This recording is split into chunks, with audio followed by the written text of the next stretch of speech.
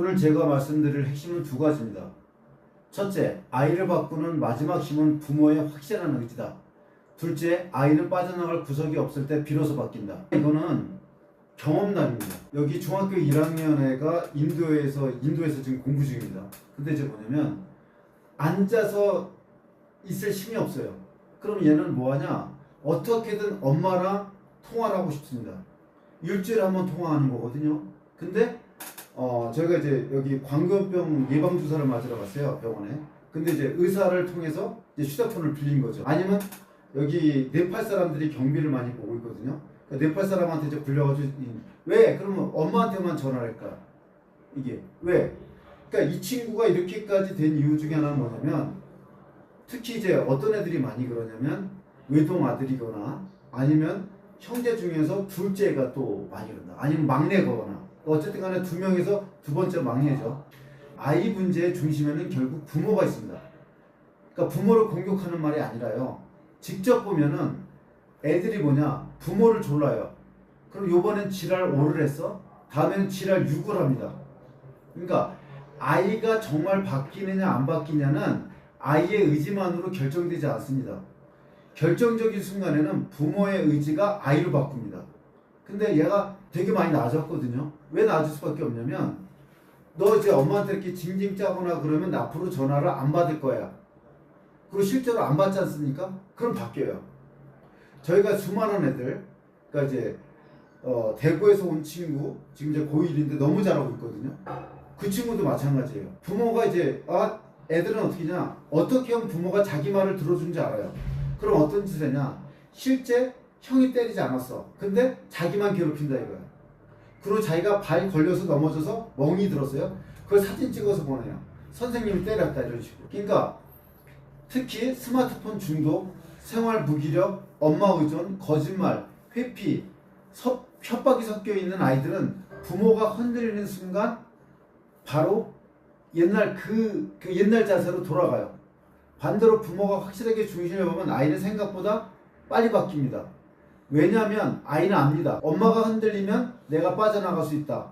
울면 된다. 협박하면 된다. 거짓말하면 된다. 불쌍한 척하면 된다. 힘들다고 하면 결국 데려온다. 아이들은 어른이 생각하는 것보다 훨씬 정확하게 압니다. 부모가 어디에서 흔들리는지 압니다. 특히 엄마가 어디에서 무너지는지 압니다.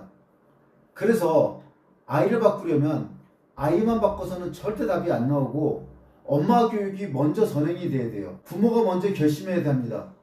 이번엔 절대 흔들리지 않겠다. 아이가 울어도 원칙은 바꾸지 않겠다. 아이가 협박해도 교육의 방향은 포기하지 않겠다. 아이가 힘들다고 해도 빠져나갈 구석을 만들어주지 않겠다. 이 의지가 있어야 아이가 바뀝니다. 예를 들어 아까 그 친구를 A군이라고 할게요. A군은 스마트폰 문제로 들어온 아이인데 겉으로 보면 단순히 스마트폰을 많이 하는 아이처럼 보입니다. 하지만 같이 생활해 보니까 스마트폰만의 문제가 아니라 하기 싫은 거는 거의 하지 않으려고 해요. 그러니까 얘가 과외를 배우는데 과외 선생님하고 타협을 봐요. 근데 과외 선생님들도 돈벌이가 목적이니까 그냥 눈 가리고 아웅하는 그 지점까지만 해요. 그러니까 단체 생활 자체도 힘들하고 과일 하나, 예를 들어 저희가 망고가 쌓여있는데 망고 까기가 귀찮아서 안 먹어요. 근데 다 까준 거죠, 부모님이. 근데 만약에 내가 먹고 싶어. 근데 도와주지 않아. 그럼 결국 지가 까게 돼 있거든요. 지루하고 따분한 걸 못 견뎌요. 근데 힘들면 다 엄마가 해결해 줬단 말이에요. 근데 그게 안 돼, 안 먹히니까 그때서야 이제 바뀌기 시작합니다. 그러니까 아이는 어떻게 보셔야 되냐면 빠져나갈 구석이 없을 때 아이가 바뀝니다. 실례로 제가 분당에 사는 애인데 중3인데 목에 수건을 두르고 다녀요. 애가 몸무게가 100kg 넘어요. 그 친구하고 저하고 몸싸움 하는 바람에 1시간 동안 힘들었어요. 그래서 제가 나중에 한의원을 다녔는데 그 치료 때문에. 그러니까 애들은 어떻게 하면 나 여기 19층인데 떨어져 죽을 거야.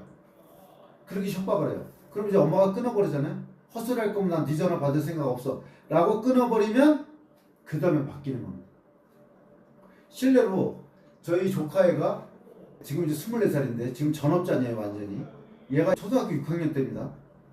우리가 그때 35층에서 이제 기숙사가 있었는데 엄마나 35층인데 지금 떨어질까 그러니까 지금 이 아버지가 호서대 교수인데 호서대가 어디냐면 아산에 있습니다. 아산에서 올라온 거예요. 깜짝 놀래가지고 외동 아들이니까. 그래서 제가 그랬어요. 아니 자살할 놈이 밥을 세 공기나 처먹냐고. 그러니까 부모가 어떻게 하면 했는지 알아요. 엄마 나 이렇게 하면 나 집 나갈 거야. 나 죽을 거야. 그럼 엄마는 이제 들어줄 수가 없죠. 그러니까 중심을 잡지 않으면 아이한테 끌려갑니다. 그래서 이제 결국은 뭐냐? 자기가 원하는 대로 스마트폰도 쓰고 그러니까 답이 없는 거죠. 그러니까 부모가 중심을 잡아주고 빠져나갈 구석이 없다. 그리고 차단해야 됩니다. 네가 이렇게 할 거면 나는 네 전화번호 안 받겠다. 그러니까 협박이 먹히니까 그 짓을 해요. 애들이 왜 우냐? 그거에 감정 동요를 하기 때문에 이게. 그래서 아이의 생명과 안전은 정말 중요하지만 아이의 협박에 교육 원칙이 끌려가면 답이 없습니다. 협박이 통하면 아이는 배웁니다. 이 방법이 먹히는구나. 그 순간부터 아이는 내가 원하는 게 있으면 더 강한 협박을 합니다. 그러면 그 아이의 인생과 교육은 끝난 겁니다. 그렇기 때문에 아이가 그나마 얘가 잡힐 수 있었던 거는 중학교 1학년이고 등치가 크지 않기 때문에 잡힐 수 있습니다. 머리가 크면 절대 잡히질 않아요. 그러니까 지금 제 이 동영상을 보고 계시면 깨달을 게 뭐냐? 어릴 때 잡아야 됩니다. 더 나이 들기 전에 몸집 커지기 전에 잡지 않으면 아이는 자기가 했던 버릇 그대로 나가요. 그 두 가지를 명시합니다. 부모가 확고한 원칙이 있어야지 아이는 바뀌고요. 그 다음에 빠져나갈 구석이 없어야만 아이가 바뀝니다. 이 두 가지 원칙이 제일 중요합니다.